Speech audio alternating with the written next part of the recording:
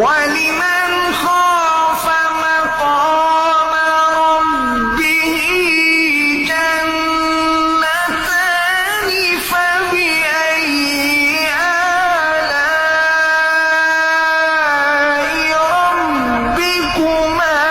تكذبان ذواتا أفنان فبأي